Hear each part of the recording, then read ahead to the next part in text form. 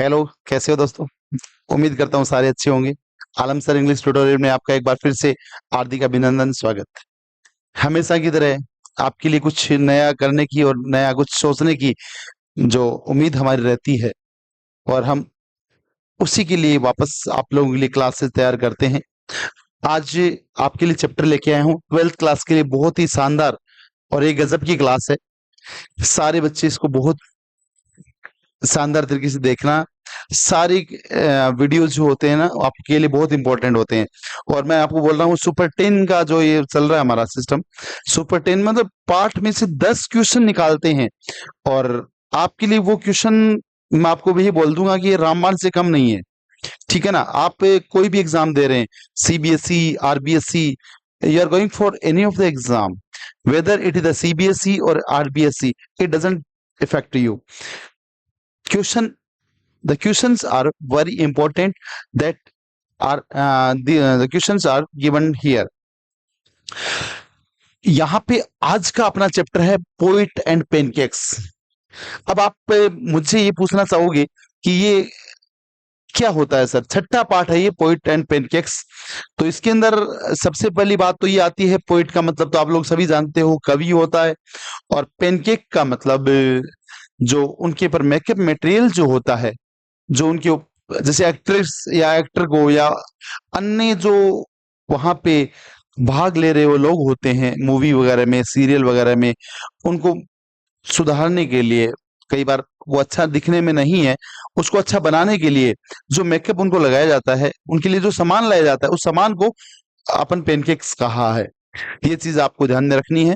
तो ये काफी सारे क्वेश्चंस हैं, सारे क्वेश्चन इंपॉर्टेंट है। सारे बच्चों से मेरा ये निवेदन है, अगर आप चैनल पे पहली बार आए हैं तो आलम सर इंग्लिश ट्यूटोरियल को सब्सक्राइब कर लो, लाइक करो, शेयर करो, और कमेंट बॉक्स में अपने कमेंट्स के माध्यम से मुझे ये जरूर बताया करो कि आपको ये क्लास कैसी लगी। दोस्तों, ये क्लास इतनी आसानी से नहीं बनती है, मैं आपको हमेशा बोलता हूं वीडियो स्टार्ट करने से पहले। इस क्लास को बनाने के लिए कम से कम मुझे 4 घंटे का सफर लगता है। 4 घंटे का ये दौर होता है, तब जाके आप लोगों के लिए क्लास तैयार होता है। तभी मैं कहता हूं आप लोगों से, एक बच्चे को ये लगता है कि यार सर ने क्लास बनाई है तो उनकी कोई मजबूरी होगी, ऐसा कुछ भी नहीं होता है। बट कुछ कई बार टीचर का डिटर्मिनेशन होता है कि मुझे ये करना ही है, वो उसके लिए कर रहा है। मैं आपके लिए वीडियो बना रहा हूं, और आप सबसे कह रहा हूं, सबसे पहले आप अगर नए हैं तो आप पहले चैनल को सब्सक्राइब करें, फिर मेरी क्लास को देखें, अदरवाइज आप स्किप होके बाहर निकल जाएं। ठीक है ना। सब दोस्तों से ये बात मेरी रहेगी, और सब दोस्त इसलिए बोलता हूं कि मुझे देखने वाले कोई दाएं बाएं का भी हो सकता है, मेरा पर्टिकुलर भी स्टूडेंट हो सकता है, और कोई मेरा रिलेटिव, कोई दोस्त, कोई मेरा जान पहचान वाला कोई भी हो सकता है। तो मैं हमेशा ये बात लेता हूं। अब आज की अपनी क्लास स्टार्ट करते हैं। वोट डज द गोड that failed referred here. The गोड दैट फेल्ड किस ओर संकेत करती है, ये पहला प्रश्न है। इसमें जो लिखा हुआ है गोड फेल्ड है, वो है क्या। एक बुक का नाम है, आपको ये पता होना चाहिए। It is a name of a book. इसके अंदर बहुत ही प्रभावशाली काफी राइटर्स थे, मतलब 6 प्रभावशाली राइटर्स थे, और उसके अंदर 6 एक विभिन्न प्रकार के निबंध थे। क्या बोला मैंने, this book had 6 eminent writers and 6 essays. ठीक है ना। और यहां पे एक और बात करें, उन्होंने अपनी अपनी राजनीतिक विचारधारा को प्रस्तुत किया उस बुक के अंदर।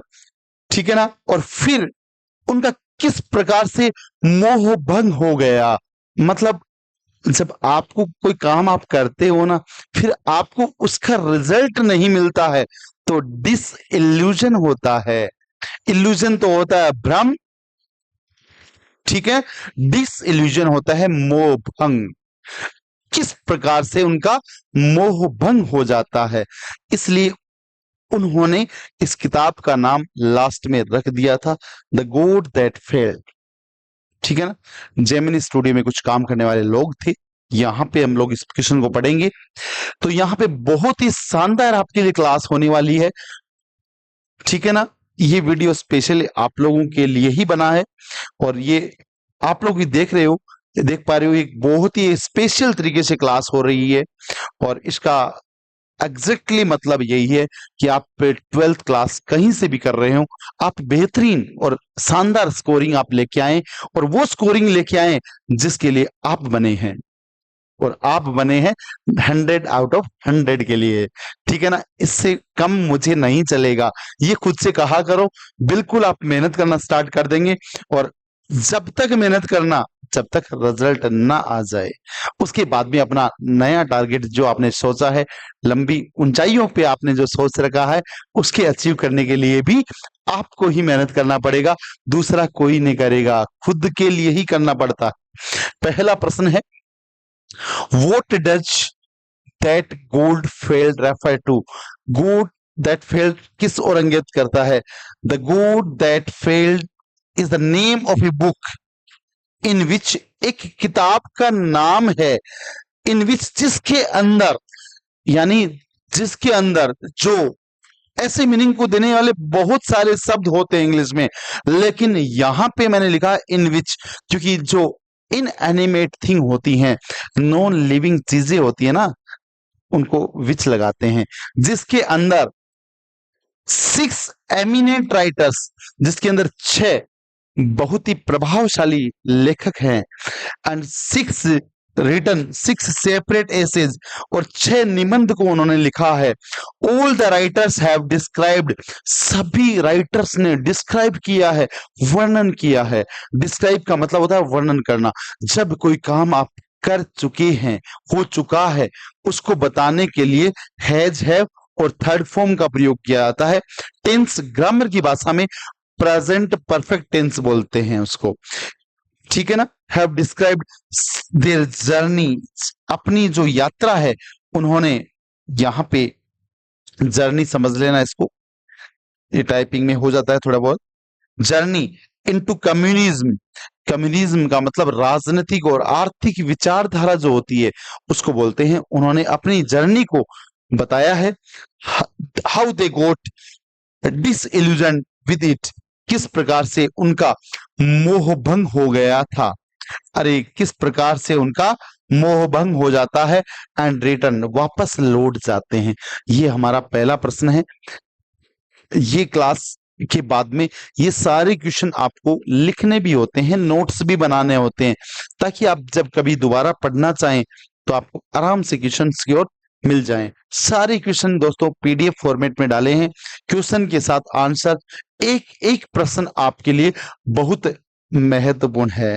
मैं देख पा रहा हूं स्क्रीन के ऊपर शानदार तरीके से दिख रहा है, फिर भी आपको कोई फीलिंग आती है क्वेश्चन नहीं समझने की, कोई प्रॉब्लम आप फील करते हो, तो यू विल टेल मी, मुझे आप बताओगे, तो I will discuss that thing.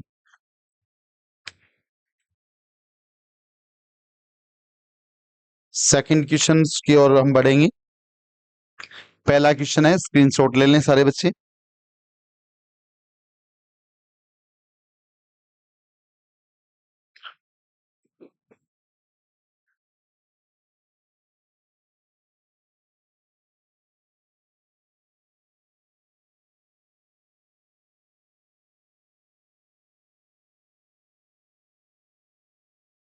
बोलना बोलना समझे।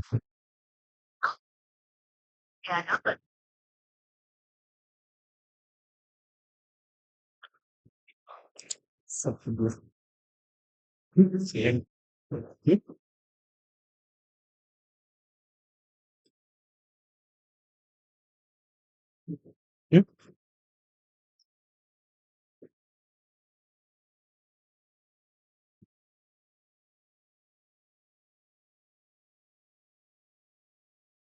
ये आपके स्क्रीन पे सेकंड क्वेश्चन है जो आप देख पा रहे हैं। स्क्रीनशॉट ले लिया होगा अब तक आप लोगों ने पहले क्वेश्चन का। सेकंड क्वेश्चन है, what is the example of national integration that the authors refers to. ये आपके लिए सेकंड क्वेश्चन है स्क्रीन के ऊपर। देखो, जहां पे बात आ जाती है नेशनल इंटीग्रेशन, नेशनल का मतलब राष्ट्रीय और इंटीग्रेशन का मतलब होता है एकता। तो कौन सी वो राष्ट्रीय एकता की बात करता है इस चैप्टर के अंदर?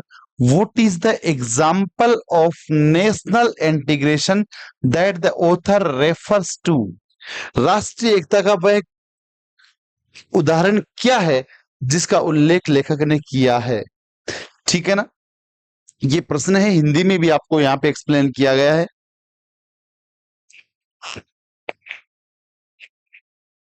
क्योंकि इस क्वेश्चन का जो आंसर है, पहले मैं आपको हिंदी में एक्सप्लेन करना चाहूंगा, क्योंकि मेरे बहुत सारे हिंदी व्यूवर हैं, हिंदी मीडियम से पढ़ने वाले विद्यार्थी हैं, क्योंकि अपन राजस्थान में पढ़ते हैं इंडिया की, तो यहाँ पे बहुत सारे बच्चे हिंदी मीडियम में आज भी पढ़ते हैं। तो उन बच्चों के लिए सबसे बड़ी बेनिफिट की बात यह होती है कि वो हिंदी में कंटेंट को अच्छे से देख सकें, समझ सकें। ठीक है ना? तो भारत के विभिन्न हिस्सों से, भारत के लगभग हर पार्ट से यहाँ पे लोग थे जो जेमिनी स्टूडियो में काम कर रहे थे। और वो, इसलिए जो लेखक है अपना, उसने नेशनल इंटीग्रेशन के नाम दिया है। ठीक है ना? कौन सा एग्जाम्पल वो वर्णन करता है, उस एग्जाम्पल को यहां पे बताना है। What is the example of national integration that the author refers to? राष्ट्रीय एकता का वह उदाहरण क्या है जिसका उल्लेख लेखक ने किया है? कौन से एग्जाम्पल का उल्लेख लेखक ने इस चैप्टर के माध्यम से किया है? देखो, the author refers to the makeup department, makeup department की ओर रेफर करता है एज द सिंबल, सिंबल का मतलब होता है प्रतीक, ऑफ नेशनल इंटीग्रेशन, राष्ट्रीय एकता का प्रतीक बताता है। सिंबल का मतलब होता है प्रतीक, राष्ट्रीय एकता का सिंबल बताता है। ठीक है ना? People from various parts of India, Bharat के विभिन्न हिस्सों से, विभिन्न भाग से, वर्कड टुगेदर देयर, टुगेदर का मतलब होता है एक साथ में। यहाँ पे भारत के विभिन्न हिस्सों से एक साथ में लोग यहाँ पे काम करते थे, इसलिए इसको कहा गया है नेशनल इंटीग्रेशन। और हम ये कहते हैं, जब हम सभी भारतवासी भाषा को भूल जाएं, स्टेट को भूल जाएं और एक यूनिटी के साथ में काम करते हैं, उसको ही हम लोग नेशनल इंटीग्रेशन कहते हैं। ये अपना सेकंड क्वेश्चन है इस चैप्टर का। तो सारे बच्चे इस क्वेश्चन को लिख लें। लिख तो क्या लेंगे, यहाँ पे स्क्रीनशॉट ले लें और उसके बाद में लिख लेना नोट्स के अंदर अपने। सारे बच्चों से कह रहा हूं, जो भी स्टूडेंट मेरी क्लास में पहली बार आया है, मेरे चैनल का नाम आलम सर इंग्लिश ट्यूटोरियल है, आप लोग सभी जानते हो। ठीक है ना? तो सबसे पहले चैनल को सब्सक्राइब करें, इतना मेरे से आपसे निवेदन है। इंग्लिश ट्यूटोरियल, क्योंकि मैं लंबा आपके लिए तभी चल पाऊंगा जब मुझे आप लोगों से सपोर्ट मिलेगा। ठीक है ना? क्योंकि आप जानते हो, एक एक चीज का खर्चे लगते हैं, क्लासेस को अपलोड करना, क्लासेस को बनाना, और खर्चा ही नहीं, मेहनत भी लगता है। आपके लिए यहाँ पे आज मैं छुट्टी के दिन क्लास अपलोड कर रहा हूँ, यही सोच के कि मेरे स्टूडेंट जहाँ कहीं से मेरा व्यूअर है, मुझे मेरे से पढ़ने वाला है, उसकी क्लास स्किप ना हो, उसका कोर्स छूटे ना। ठीक है ना? टॉप 100 जो क्वेश्चंस हैं, उन सीरीज में मैं कंटिन्यू हूं आप लोगों के लिए। आप एक एक प्रश्न को बहुत ध्यान से पढ़ें, यही मेरा आपसे कमिटमेंट है, यही मेरा आपसे कहना है। आप बहुत और शानदार और जानदार तरीके से अपनी पढ़ाई कहीं जहां भी हैं वो अपनी करते रहें। इंग्लिश में आपको बिल्कुल निराशा नहीं मिलने वाली है, मैं आपको दावे के साथ ये बात कह सकता हूं। ठीक है ना? ये अपना सेकंड क्वेश्चन है, इसका आप लोग स्क्रीनशॉट ले लें।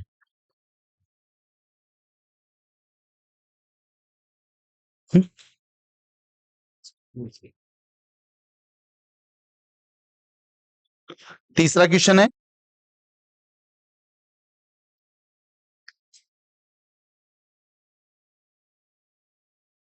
हाँ, एक बार ऊपर ओ फिर एक बार ऑफ करेवर क्यों बड्डी करूं?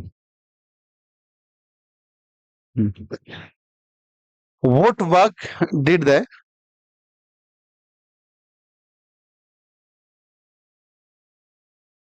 हाँ, तीसरा प्रश्न आ रहा है, what work did the office boy do in the Gemini studios? Office boy ने जेमिनी स्टूडियो में क्या काम किया था? देखो, वो ऑफिस बॉय के अंदर, जेमिनी स्टूडियो के अंदर जो ऑफिस बॉय था, वो काम क्या करता था ये आपको बताना है। तो आपने चैप्टर में पढ़ोगे तो वो मतलब पेंट वगैरह को मिक्स करता था। जैसे मतलब एक्टर होता है या एक्ट्रेस होता है या कोई भी अन्य जो पात्र होता है मूवी का या ड्रामा का।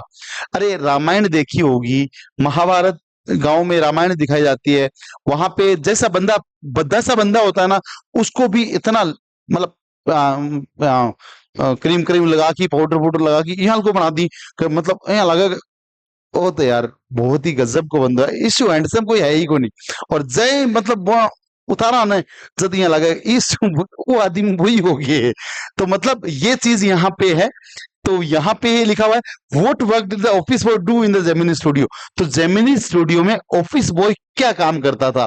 तो वो स्टूडियो था, आप लोगों को पता है, स्टूडियो के अंदर जो भी एक्टर होता है, एक्ट्रेस होता है, उसको बहुत प्रभावशाली तरीके से दिखाया जाता है, ताकि लोगों को लगे इससे बढ़िया यार फेस बहुत बढ़िया है, इसकी शक्ल अच्छी है। तो ये काम कौन करता था? ऑफिस बॉय करता था बेचारा। ऑफिस बॉय के अंदर टैलेंट बहुत था, लेकिन उसके अंदर ये काम उसको मिला था। ठीक है ना? चलो यहां पे आते हैं, पेन पे वापस चालू करते हैं। तीसरा प्रश्न है, what work did the office boy do in the Gemini studio? The office boy mixed paint, मैंने बताया था ना आपको, पेंट को मिक्स करता था। स्लेप का मतलब थप्पड़ मारना होता है, लेकिन यहाँ पे आप ये मत समझना कि थप्पड़ मारना है ऐसे ऐसे थप्पड़ मारना नहीं है। थप्पड़ मारना नहीं है, वो ऐसे लगाता था, मतलब अप्लाई करता था उनको। ठीक है ना?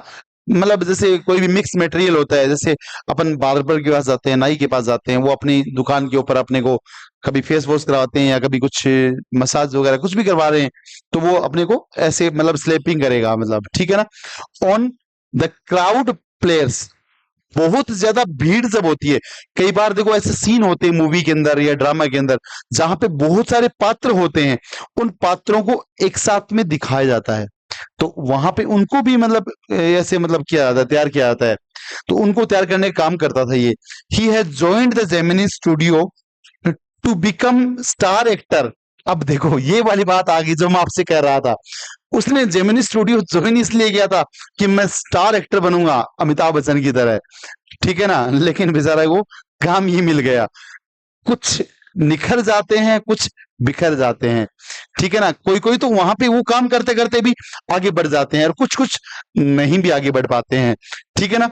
और टॉप स्क्रीन राइटर्स, और वो स्क्रीन राइटर बनना चाहता था या फिर लेखक बनना चाहता था कि मूवी वगैरह लिखूंगा मैं, मतलब या ड्रामा या नॉवेल कुछ भी लिखूंगा। डायरेक्टर बनना चाहता था, और लिरिक्स राइटर, छोटी मोटी जो ये गाने वगैरह होते हैं ना, जो लिखते हैं उनको लिरिक राइटर बोलते हैं। But he remained an office boy, लेकिन विडंबना रही कि वो ऑफिस बॉय भी बन के रह गया। ही वॉज डिसअपॉइंटेड, वह निराश हो गया, because he felt his talent was being wasted. उसने ऐसा महसूस किया था कि उसका टैलेंट है कि वो वेस्ट किया जा रहा है, उसका टैलेंट का यूटिलाइज नहीं हो पाया। तो बच्चों, अपने टैलेंट को यूज करना है। आप सबको बोलता हूं, हमेशा बोलता हूं, utilise everyone's talent hedge. If you are having this kind of quality, obviously you can go forward to that particular situation that you want. तो ये तीसरा प्रश्न है, ले लीजिएगा स्क्रीनशॉट, बढ़ेंगे आगे। सारी क्लासेस आएंगी, आप लोग पर्टिकुलर व्यूअर बन जाइए। जहां पहली बार अगर आप गलती से भी आपके पास यूट्यूब चैनल आलम सर इंग्लिश ट्यूटोरियल से नाम से आ गए, और अगर आप 12वीं में पढ़ रहे हैं, यहाँ पे ये 12वीं का वीडियो है, लेकिन मैं 12वीं के ही नहीं डालता हूँ। सारी कंपटीशन क्लासेस की वीडियोस मिलेंगे, 10th के मिलेंगे, कॉलेज के अगर आप स्टूडेंट है, लिटरेचर की क्लासेस मेरी बहुत जल्दी आने वाली है, मैं आपको दावे के साथ कह रहा हूँ। सेमेस्टर फर्स्ट, सेमेस्टर सेकंड, जितने भी सेमेस्टर्स आपके होते हैं, एमई की क्लासेस आपको मिलेंगी। यहां तक कि हर कंपटीशन एग्जाम इंग्लिश के नाम से एक नाम आएगा बहुत जल्द आपके सामने, इंग्लिश आलम सर इंग्लिश ट्यूटोरियल है, तो फिर इंग्लिश से तो क्या डरना यार। ये नाम मैं सब बच्चों से चाहता हूँ, राजस्थान इंडिया के हर विद्यार्थी से धीरे धीरे मैं ये चाहता हूँ कि हम बहुत स्लो जा रहे हैं, लेकिन हम जा रहे हैं धीरे धीरे। ठीक है, आगे बढ़िएगा।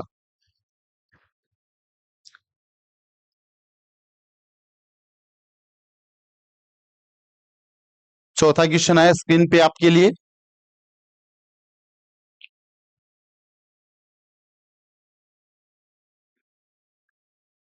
What does the writer mean by the fairy misery of those subjected to makeup?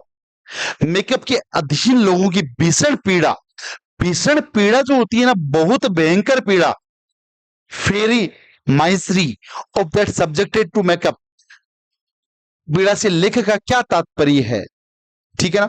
देखो, मेकअप डिपार्टमेंट जो था, वहां पे जो पात्र थे, उनको है ना, मतलब बहुत ही मतलब असहनीय लाइट्स के सामने खड़ा होना पड़ता था।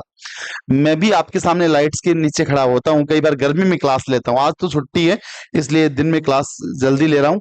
लेकिन अब आप समझ सकते हो, स्टूडियो पे जो बंदे काम करते हैं, उनको भी बहुत ज्यादा लाइट्स होती हैं, वहां पे काम करना पड़ता है। आप बोलेंगे एसी नहीं, तो वहां पे एसी भी इतना काम नहीं कर पाता है, क्योंकि लाइट्स के बिना आपको फेस दिखेगा नहीं। जो कंटेंट यहाँ पे होता है, जो कुछ दिखाना चाहता है, वो सही से नहीं दिखेगा। इसके लिए स्टूडियो पे ये सारी व्यवस्थाएं होती हैं। बहुत ज्यादा गर्मी वहां पे होती थी, ठीक है ना, और उनको वो सहन करनी पड़ती थी, ठीक है ना। इसी यही कारण था, इसका यही वर्णन यहाँ पे किया गया है। The makeup room had several incandescent lights, वो लाइट जो आप सहन ही नहीं कर पाते, बहुत गर्म।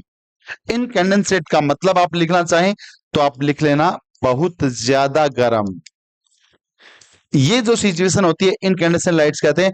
दे गेव, ये पास्ट सिंपल टेंस है, सब्जेक्ट के बाद में यहाँ पे सेकंड फॉर्म यहाँ पे लिखा हुआ है। जब बहुत ज्यादा लाइट्स वो देते थे, इंटेंस हीट, बहुत ज्यादा गर्मी उनसे मिलती थी। Those were subjected to makeup had to tolerate, देखो सहन करना पड़ता था, सहन करना पड़ता था। जब कोई काम आपको करना पड़े, और वो भी भूतकाल में, वहां पे यूज आएगा स्टूडेंट्स किसका? हैड टू का।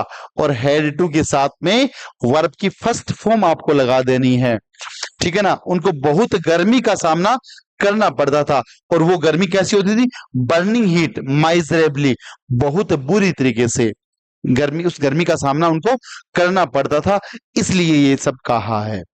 ले लीजिएगा स्क्रीनशॉट। फोर्थ क्वेश्चन अपना कंप्लीट हुआ।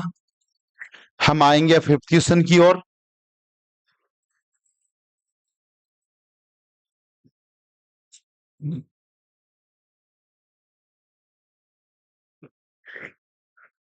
क्वेश्चंस बहुत हैं स्टूडेंट्स का आपके लिए।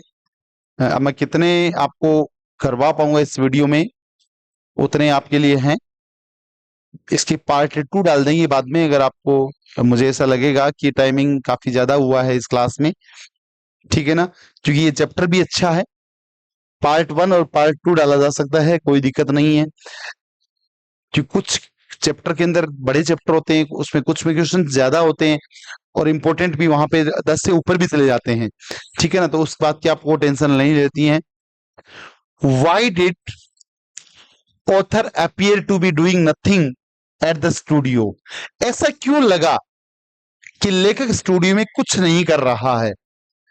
क्योंकि लेखक का जो काम था ना, वो मतलब न्यूज़पेपर की जो क्लिपिंग्स थी उनको काटना था, मतलब एक प्रकार से अगर अपन हम समझे, ठीक है ना। अलग अलग विषयों के ऊपर, मान लो आपको कोई न्यूज़पेपर दे दे कि आपको स्पोर्ट्स न्यूज काट लेनी है, राजनीति की न्यूज काट लेनी है, ठीक है ना, अलग अलग शहरों की न्यूज काट लेनी है, तो दूसरे व्यक्ति को तो ये लगेगा ना कि आप कुछ खास नहीं कर रहे हो। अरे दूसरे व्यक्ति को तो यही लगेगा ना कि आप कुछ खास नहीं कर रहे हो। बेचारे लेखक का काम भी यही था, लेखक का काम भी यही था। इसलिए सभी लोगों को ऐसा लगता था कि वो जो ऑथर था, लेखक था, उस स्टूडियो में कुछ नहीं कर रहा है। तो अच्छा प्रश्न है, एग्जाम में पूछा जा सकता है। The duty of the writer, लेखक की जो ड्यूटी थी, ऑफ का मतलब यहां पे हिंदी मीनिंग होता है का, की और के। लेखक की जो ड्यूटी थी वॉज टू, किसी काम को करना, कट आउट न्यूज़पेपर क्लिपिंग्स। अरे छोटे छोटे भाग होते हैं ना न्यूज़पेपर के, उनको क्लिपिंग्स बोलते हैं, ठीक है ना। On a variety subject, wide सब वेराइटी ऑफ सब्जेक्ट्स, विभिन्न विषयों के ऊपर, सेपरेट अलग अलग विषयों के ऊपर, ठीक है ना। He appeared to be doing nothing but tearing newspaper. लोगों को लगता था कि ये भी तो बेचारा कुछ नहीं कर रहा है। टीज का मतलब फाड़ना होता है, टीज का मतलब, टीयर का मतलब फाड़ना होता है, फाड़ना, ठीक है ना। ऐसा लोगों को लगता था कि ये तो केवल और केवल न्यूज़पेपर को फाड़ रहा है, ठीक है ना। स्टूडेंट, जैसा मैंने आपसे कमिटमेंट किया था, गोइंग प्लेसेस आपके लिए डाल दिया है, और आज ये छठा पार्ट डाला है जिसका नाम है पोइट एंड पेनकेक्स, ठीक है ना। तो आप सारे विद्यार्थी इसके अच्छे से और शानदार तरीके से नोट्स बना लेना। मैं कमिटमेंट और दावे के साथ कह रहा हूं, यहां से एक प्रश्न इधर उधर नहीं होने वाला है।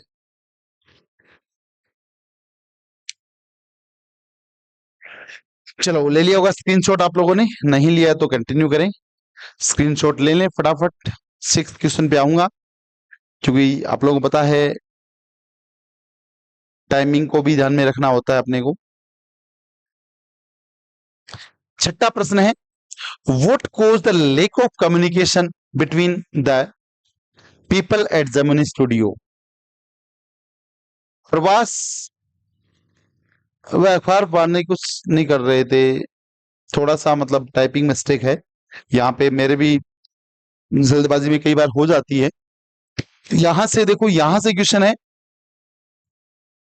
Between the people at Gemini studio, ये प्रश्न है। इंग्लिशमैन एंड जेमिनी स्टूडियो, ये पूरा कंटिन्यू प्रश्न है। हिंदी वाले को आप ना पढ़ना, इंग्लिश वाले क्वेश्चन को देख लेना, ठीक है ना। ये पिछले प्रश्न का भाग कुछ यहां पे आ गया है, इसलिए इसको अपन यहां से मिटा रहे हैं।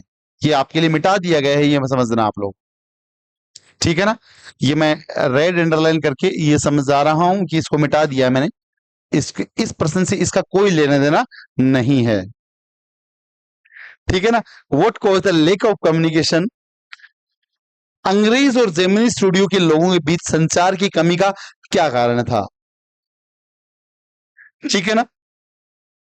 देखो, जब आपको इंग्लिश नहीं आती ना, अंग्रेज आपके सामने इंग्लिश बोलेंगे, ठीक है, तो आपकी कम्युनिकेशन हो ही नहीं पाएगी, क्योंकि वो बोल क्या रहे हैं आपको समझ नहीं आ रहा है, और आप बोलना क्या चाहते हैं।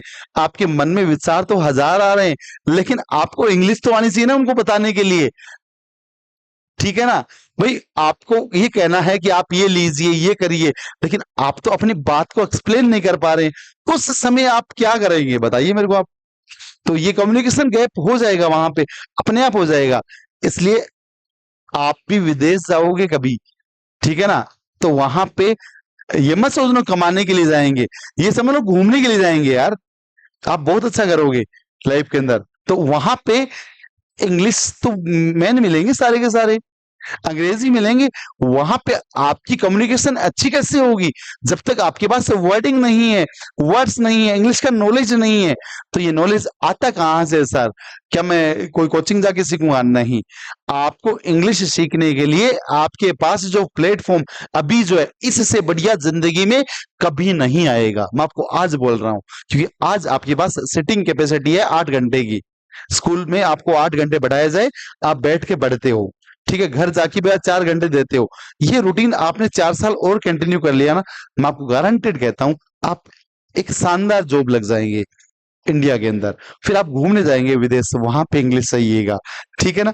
वैसे इंडिया भी बहुत बड़ी कंट्री है, बहुत शानदार स्थान यहाँ पे है, वहां पर भी अपन, यहाँ पर भी बहुत कुछ देख सकते हैं। स्टूडियो के लोगों के बीच संचार, कम्युनिकेशन जो होती है, उसको संचार बोलते हैं। People at Gemini studio could not know what the Englishman was talking about. ये अंग्रेज व्यक्ति क्या बात कर रहा था, कोई जो अंग्रेज था ना, वो क्या बोल रहा था, उनकी समझ में नहीं आ रहा था, ठीक है ना। People at Gemini studio could not know what the Englishman was talking about, किसके बारे में बात कर रहा था।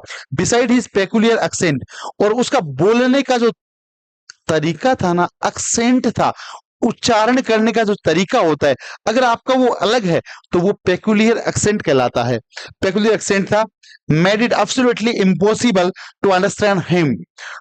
अगर वो बोलेगा why I going, what I doing, when will come, तो जल्दी से, हर बच्चे को जिसको इंग्लिश अच्छा नहीं है, तो he will not able to understand what he is saying.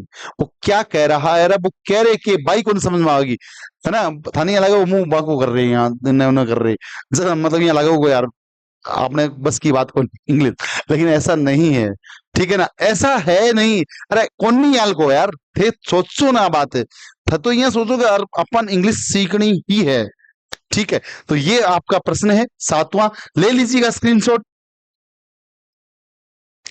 अगली स्क्रीन पे आऊंगा मैं बहुत जल्दी, स्क्रीनशॉट जल्दी लिया करो।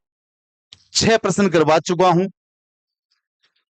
सातवां अपना प्रश्न है, वो प्रश्न यहां पे है आपके सामने, ठीक है ना, देख लीजिएगा। वही was the office boy frustrated. देखो बहुत सारे लड़के वैसे भी फ्रस्ट्रेट रहते हैं, ठीक है ना, फ्रस्ट्रेट। अब देखो गुस्सा आ जाता है जल्दी से आजकल के बच्चों को, ठीक है ना। खास तौर पे मैं उन बच्चों के लिए बोल रहा हूं जो बच्चे 11वीं 12वीं 10वीं क्लास में होते हैं, या 9वीं से भी चालू हो जाता है आजकल का माहौल, तो जिसको टीन एजर बोला जाता है, जिसको अपन टिंगर वाली एज कहते हैं, 13 से 19 वाली। ये टीन एजर है ना, कोई अलग अलग नहीं है, teen plus age plus R, जिसको अपनी दादी टिंगर कहती है, अरे टिंगर इन्ना, वो टीन एजर वही है। हम्म? ठीक है ना, वो टीन एजर वही है, ठीक है ना। वो निराश क्यों था, उन्होंने अपना गुस्सा किस प्रकार से दिखाया, देखो उसके हिसाब से उसके पास बहुत अच्छा टैलेंट था, अरे उसके हिसाब से उसके पास बहुत अच्छा टैलेंट था, उसको लगता था कि मेरे टैलेंट की कद्र नहीं हो रही है, रिस्पेक्ट नहीं हो रही है, सीधी सी बात यही है फंडामेंटली। इसलिए उसने ये सोचा क्यों ना यार अपने गुस्से को प्रदर्शित किया जाए। The office boy felt, office boy ये महसूस करता था that he was greatly talented, वह बहुत ज्यादा टैलेंटेड है। He was made to rot in a department, ठीक है, that was fit only for barbers and perverts. Perverts का मतलब गुंडे टाइप के जो लोग होते हैं ना, गुंडे टाइप के लोग, उनको परवर्ट्स कहते हैं, ठीक है ना। बार्बर्स मतलब जो नाई वाला काम होता है उसको बार्बर कहा है इसने। तो इस प्रकार का काम है, मतलब उसको ये लगता था। ही ब्लेम्ड कोट मंगलम सुब्बू, वह कोट मंगलम सुब्बू को मतलब ब्लेम करता था बेचारे को, ठीक है ना। वो बॉस का नजदीकी था। ही वॉज नंबर 2, 2 नंबर पे आता था in the studio for his neglect and disgrace. Disgrace का मतलब होता है अपमान, डिस्ग्रेस का मतलब होता है अपमान, मान के लिए मतलब उसको ही भागीदार, उसको ही मतलब वो समझता था कि ये बंदा जिम्मेदार है। कोट मंगलम सब्बू, कोट मंगलम सब्बू जो बॉस था उसका नंबर 2 पर्सन था, याद रखना मेरी बात। बहुत शानदार तरीके से मेहनत करके क्लास डाल रहा हूं, सारे बच्चों से निवेदन है क्लास को पूरी देखना, स्किप ना करना, नोट्स बनाना, और आपके लिए बहुत फायदा होगा, मैं आपको आज बोल रहा हूं।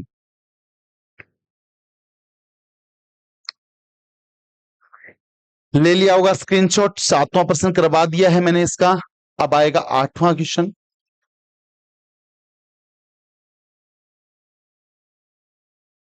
अभी जो बात पढ़ी थी कुछ उसका ही प्रश्न आ गया है, थोड़ा सा मुझे ऊपर लेना पड़ेगा आपकी बात। प्रश्न को आप स्क्रीनशॉट ले लो क्योंकि क्वेश्चन थोड़ा सा बड़ा है।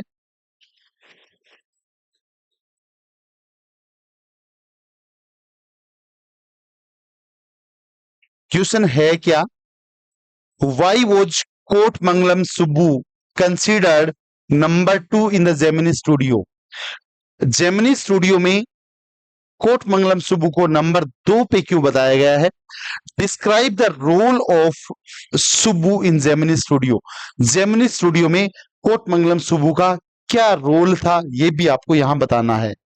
देखो Kothamangalam Subbu was the number 2 at Gemini studio, number 2 पे था जेमिनी स्टूडियो के।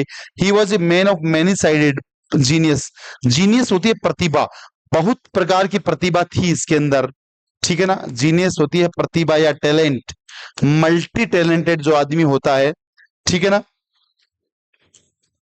और यहाँ पे बताया गया है with Subbu round film making became a sheer pleasure. उसके लिए केवल एक एंजॉयमेंट का काम बन गया था, मतलब प्लेजर का काम था। He was the right hand man of the Bose, मैंने अभी बोला था बोस का प्रमुख व्यक्ति था, वो राइट हैंड मैन था। So was a self made man, मतलब आत्मनिर्भर व्यक्ति था, मतलब एक अलग प्रकार का व्यक्ति बना हुआ था।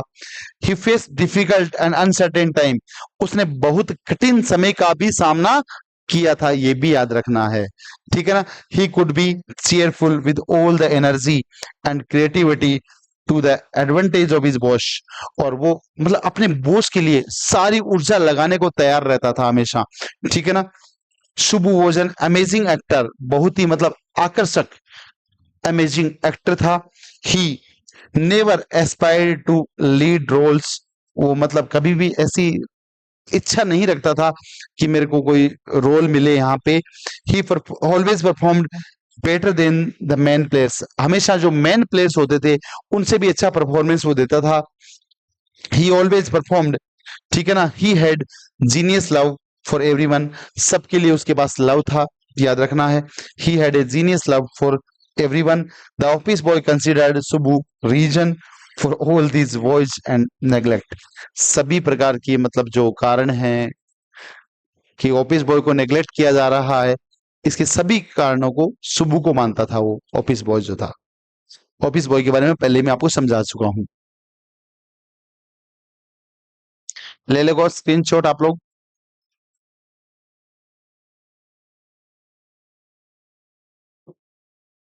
दोबारा से बोल रहा हूँ, स्क्रीनशॉट लेते रहें, बाद में आप अपनी नोटबुक पे इनको बढ़िया तरीके से लिख लेना।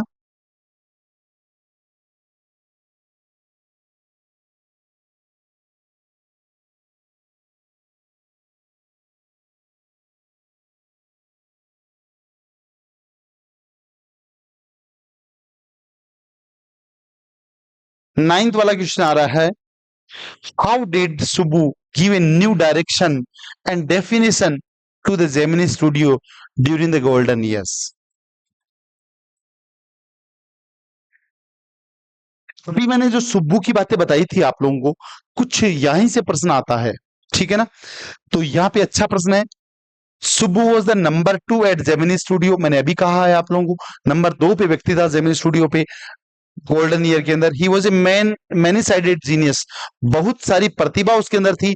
ही सर्व हिज बॉस, अपने बॉस की वो सेवा करता था, ऑर्गेनाइजेशन की विद डिग्निटी, सम्मान के साथ में, डिस्टिंक्शन विशेष पहचान के साथ में। Subbu was a self made man. He entered the studio in the uncertain and difficult times, और जब स्टूडियो में वो आया था तब स्टूडियो का कोई अच्छा समय नहीं चल रहा था। He didn't have much formal education, ज्यादा पढ़ा लिखा भी नहीं था। ही वॉज ए ब्राह्मण, ब्राह्मण फैमिली से बिलोंग करता था। His sense of loyalty made him identity with his principal और द बॉस। और ही सेंस ऑफ लॉयल्टी, जो वफादारी थी उसके अंदर, लॉयल्टी होती है वफादारी, वफादारी उसका सेंस था। Making became so easy with an expert like Subbu, ठीक है ना। Computer techniques of film making Subbu, ठीक है। तो ये प्रश्न भी आप लोगों के लिए अच्छा है, थोड़ा सा मुझे दिखने में दिक्कत है। कॉम्प्लेक्सिटीज जो भी समस्या उसके आती थी, टेक्निक्स के अंदर फिल्म मेकिंग सुबु, ये वहां पे न्यू डेफिनेशन।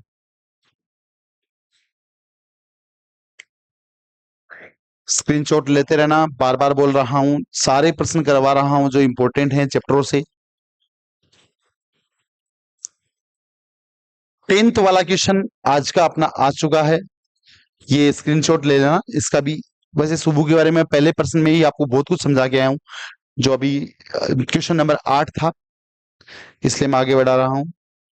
सुबह की क्वालिटी आगे पूछी गई आप लोगों से, तो ये प्रश्न आपको लोगों ज्यादा कोई मैं ज्यादा डिटेल से नहीं समझाने वाला हूं, क्योंकि ये प्रश्न मैं पहले से ही आपको डिस्कस कर चुका हूं।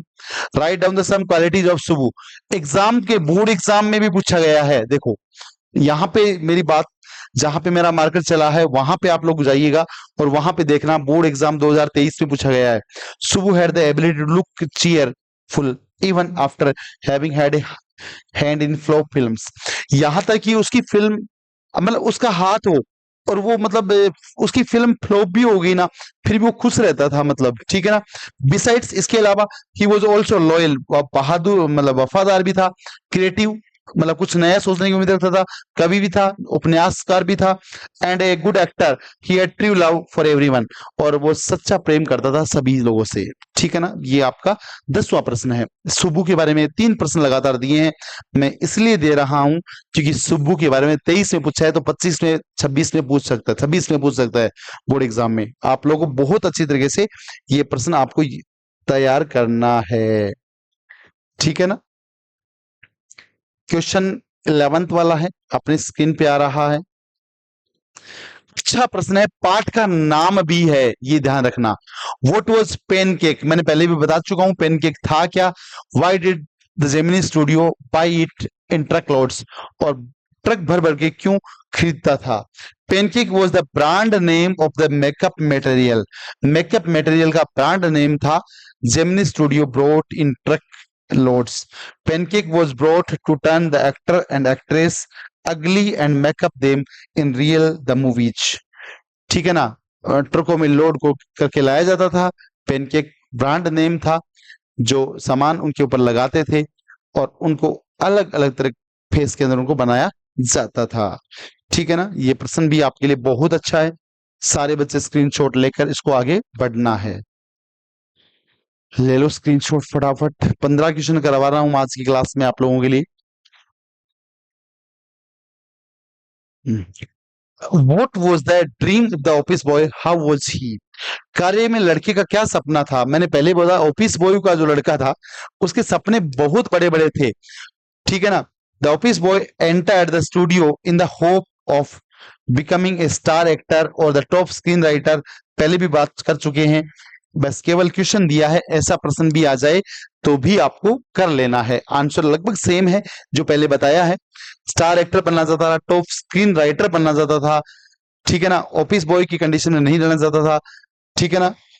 और अर्ली 40s में 40 साल से पहले पहले मैं अपने आप को बेस्ट बना लूं, इसके लिए वो मेहनत कर रहा था, ठीक है ना। तो इसका भी स्क्रीनशॉट आपको ले लेना है। 12वां प्रश्न है अपना।